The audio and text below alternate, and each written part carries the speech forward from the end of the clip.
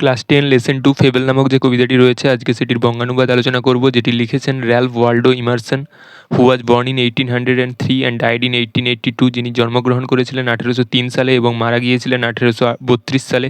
Was an American essayist, ছিলেন একজন American প্রাবন্ধিক, লেকচারার অ্যান্ড পোয়েট, বক্তা এবং কবি।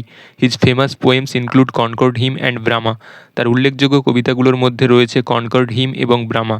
The poem describes a conversation between the squirrel and the mountain. এই কবিতাটি বর্ণনা করে একটি কথোপকথন একটি কাঠবিড়ালি এবং পর্বতের মধ্যে। The squirrel points out that in this world every being. কাঠবিড়ালিটি এটা প্রদর্শন করে যে এই বিশ্বের প্রত্যেকটি সত্তা, লিভিং অর নন লিভিং, জীবিত অথবা মৃত, বিগ অর স্মল, বড় অথবা ছোট, have their individual reasons for existence. তাদের স্বতন্ত্র কারণ রয়েছে অস্তিত্বের জন্য। বলেছে the mountain and the squirrel had a quarrel.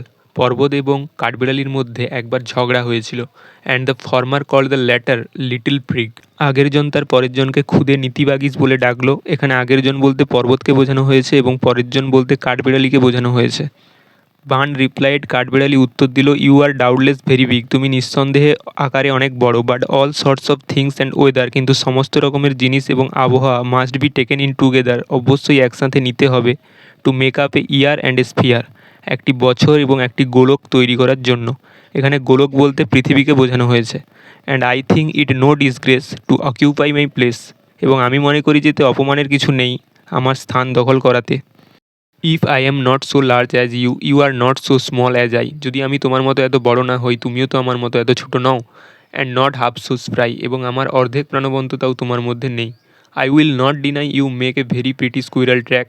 আমি অস্বীকার করছি না যে তুমি খুব সুন্দর কাঠবিড়ালি চলাচলের রাস্তা তৈরি করো। ট্যালেন্টস ডিফার, প্রতিভা ভিন্ন ভিন্ন হয়। All is well and wisely put, সব কিছুই সুশৃঙ্খলভাবে এবং বুদ্ধিমত্তার সাথে রাখা। If I can not carry a forest on my back, যদি আমি আমার ওপর বনভূমি পরিবহন করতে না পারি, neither can you crack a nut, তুমিও তো একটা বাদাম ভাঙতে পারো না। এই কবিতাটির মূল শিক্ষা হলো যে এই পৃথিবীতে ছোট বড় প্রতিটি প্রাণীরই নিজস্ব গুরুত্ব ও ভূমিকা আছে। কেউ কারুর চেয়ে কম গুরুত্বপূর্ণ নয়। কারুর শক্তি শারীরিক বিশালতায়, আবার কারুর শক্তি বুদ্ধিমত্তা ও প্রাণবন্ততায়।